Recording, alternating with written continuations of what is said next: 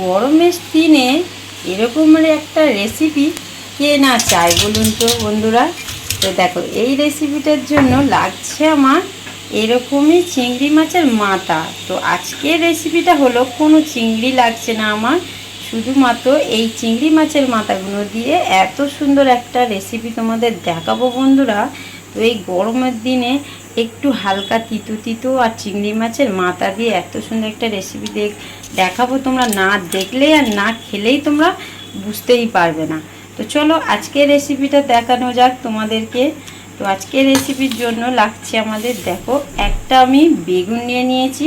তো এই বেগুনটা হলো 250 গ্রাম। ছোট্ট একটা আলু নিয়ে নিয়েছি, ছোট ছোট এরকম দেখতেই পাচ্ছ কেটে নিয়েছি ছোট ছোট টুকরো করে।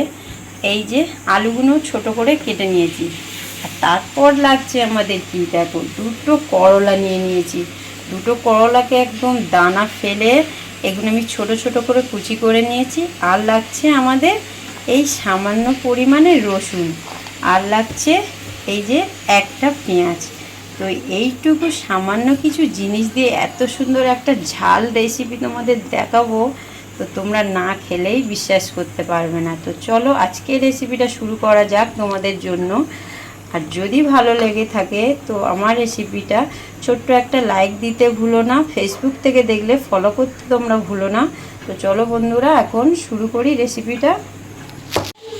যেহেতু আমি তোমাদেরকে বললাম আজকের কোনো চিংড়ি লাগছে না, শুধু মাথা দিয়েই কাজ করবো। দেখো তো প্রথমে এরকম আমি মাথাটাকে ছাড়িয়ে নেব, নিয়ে তারপরে একে একে আমি চিংড়ি মাছের মাথাগুলোকে বেছে নেব।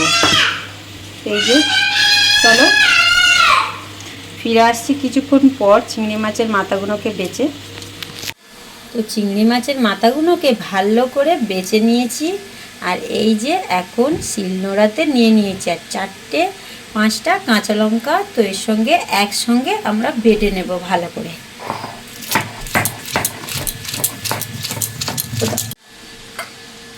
এই যে খুব ভালো মতো বেটে নিয়েছি, এবার এটাকে বাটিতে তুলে নেব।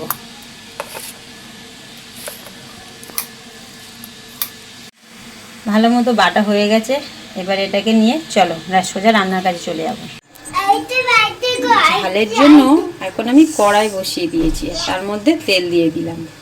তো প্রথমেই আমি কি করব, এই যে করলাটাকে ভেজে নেব। দিয়ে দিলাম তেলের মধ্যে, এর সঙ্গে দিয়ে দেবো আলুটা। আলু আর করলাটাকে একটু হলুদ আর নুন দিয়ে ভালো করে ভেজে নেব। আলু আর করলাটাকে একটু ভালো মতো ভেজে নেব হলুদ দিয়ে। এই যে এর মধ্যে আমি হলুদ দিয়ে দিলাম। এবার একটু ঢেকে ঢেকে ভেজে নেব। এটাকে একটু ভালো করে ভেজে নিলে কী হবে বলুন তো, এটাকে এই যে করলাটা আছে না, এর তেঁতোটা অনেকটাই চলে যাবে। চলো একটু ঢাকা দিয়ে দিই। করলা আর আলুটাকে লাল করে ভেজে নিয়েছি। আলু এই যে ভাজার কারণে দেখুন আলুটাও সেদ্ধ হয়ে গেছে। দেখুন কত সহজেই আলু সেদ্ধ হয়ে গেছে। এর মধ্যে বেগুনটা দিয়ে দেব, বেগুনটাকেও একটু ভেজে নেব। গ্যাসের ফ্লেমটাকে জোরে দিয়েছি, কারণ বেগুনটা কি হয় বলুন তো, এই যে গ্যাস কমিয়ে ভাজলে বেগুনটাকে নেতিয়ে যাবে, তাই যতটা পারবেন গ্যাসটাকে বাড়িয়ে দেবেন। এগুলোকে সব ভেজে নেব।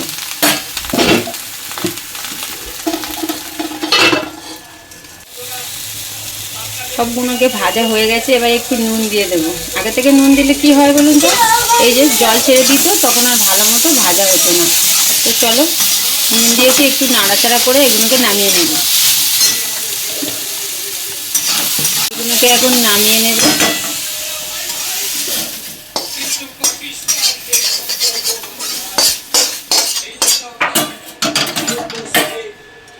আবারও কড়াই বসিয়ে দিয়েছি, এর মধ্যে তেল দিয়ে দেবো।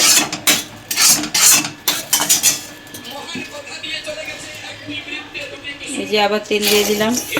তেলটা একটু বেশি করে দিতে হবে, কারণ মশলাটাকে কষতে একটু তেল লাগবে।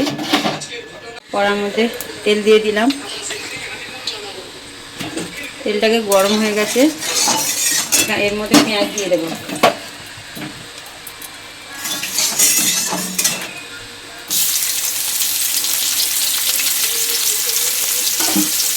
পেঁয়াজগুলোকে ভালো করে লাল করে ভেজে নেব।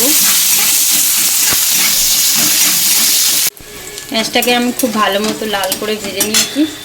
এর মধ্যে দিয়ে দেব এখন এই যে রসুন, একটু রসুন রেখেছিলাম থেঁতো করে, সেটাকে এখন দিয়ে আর একটু ভালো করে ভেজে নেব। আর এর উপরে মশলাগুলো সব দিয়ে দেব।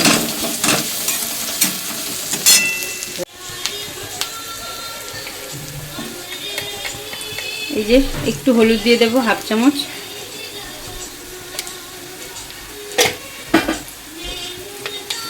নুন দিয়ে দেব, যেহেতু ওগুলো ভাজার মধ্যে নুন দেওয়া আছে তাই নুনটা অল্পই দেব। এখন দিয়ে দেবে লঙ্কার গুঁড়ো,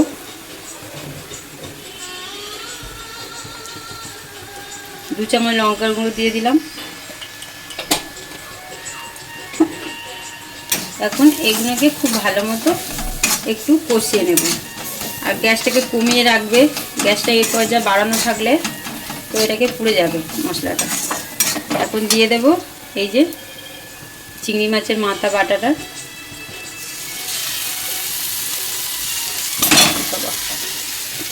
তো দেখলেন বন্ধুরা হাত থেকে কিভাবে স্লিপ করলো, এই দেখুন বাটির পিছনেও লেগে গেছে।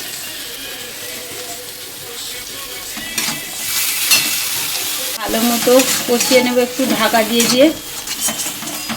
আর কিচ্ছু লাগবে না, সবই তো দেখানো হয়ে গেছে। চলো তো একটু ঢাকা দিয়ে কষিয়ে নিই, এটা ততক্ষণ তেল ছাড়া অবধি।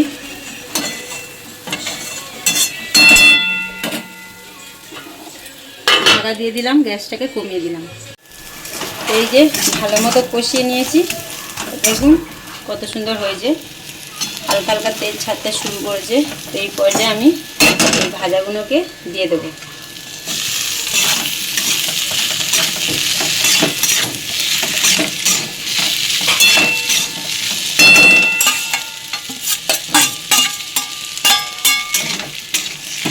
এবার এটাকে একটু ঢেকে ঢেকে কষাবো।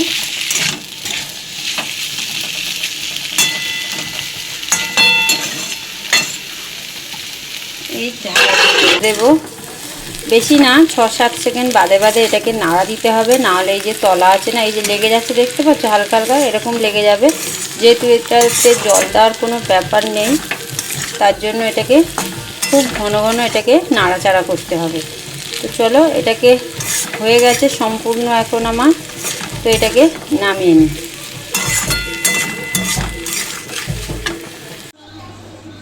তো এই যে আমাদের সম্পূর্ণ রেডি, এখন আমি এটাকে নামিয়ে নিলাম। দেখো কত সুন্দর একটা হয়েছে। এটাকে ঝাল, যেহেতু এটা খুবই ঝাল দেওয়া আছে, ঝাল পরিমাণে, এটা ঝাল ঝাল না হলে ভালো লাগে না বন্ধুরা। এটা না খেতে ভাত পাতে খেতে তোমাদের খুবই ভালো লাগবে। এই গরমের দিনে একটু তেতো তেতো সবাই খেতে পছন্দ করে। দেখো, চলো আজকে রেসিপিটা তোমাদের কেমন লাগছে তোমরা জানিও কমেন্টে, দেখছো? তো চলো আজকের মতো টাটা। যদি এই রেসিপিটা তোমাদের ভালো লেগে থাকে তো তোমরা কমেন্ট করো আর ছোট্ট একটা লাইক দিয়ে দিও। তো চলো টাটা।